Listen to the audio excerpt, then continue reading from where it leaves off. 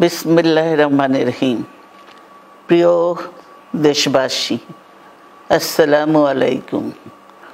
রক্তস্নাত July August 1 বছর পর আমাদের মাঝে ফিরে এসেছে।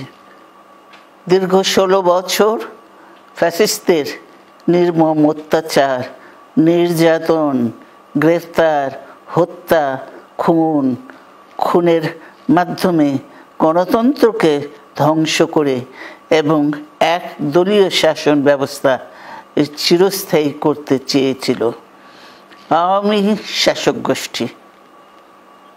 ছাত্র জনতার সম্মিলিত অভ্যুত্থানের মধ্যে দিয়ে ফ্যাসিবাদদের পতন ঘটেছে। সুযোগ সৃষ্টি হয়েছে নতুন করে বাংলাদেশকে গড়বার। এই আন্দোলনে যারা শহীদ হয়েছেন তাদের জানাচ্ছি আন্তরিক শ্রদ্ধা, আহতদের সমবেদনা। তাদের এই আত্মত্যাগ জাতি চিরকাল মনে রাখবে। গুম, খুন, বিচার বহির্ভূত হত্যার শিকার যারা হয়েছেন তাদের তালিকা প্রস্তুত করতে হবে। দ্রুত বিচারের ব্যবস্থা ও রাষ্ট্রীয় স্বীকৃতি নিশ্চিত করতে হবে।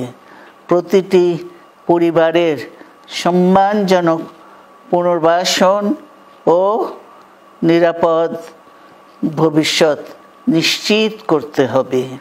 প্রিয় দেশবাসী, আমাদের সামনে যে সুযোগ সৃষ্টি হয়েছে নতুন করে গণতান্ত্রিক ব্যবস্থাকে প্রাতিষ্ঠানিক রূপ দেওয়ার, তা আমাদের দ্রুত সম্পন্ন করতে হবে।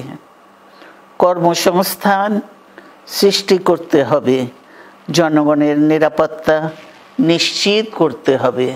সর্বোপরি বাংলাদেশের স্বাধীনতা, সার্বভৌমত্বকে রক্ষা করতে হবে যে কোনো মূল্যে। বীরের এই রক্তস্রোত, মায়ের অশ্রুধারা যেন বৃথা না যায় তা নিশ্চিত করতে হবে। ঐক্য বজায় রাখতে হবে। আসুন আমরা সবাই মিলে শহীদ জিয়ার স্বপ্নকে বাস্তবায়িত করি কোটি মানুষের নতুন বাংলাদেশের নির্মাণের স্বপ্নকে। আল্লাহ হাফেজ। বাংলাদেশ জিন্দাবাদ।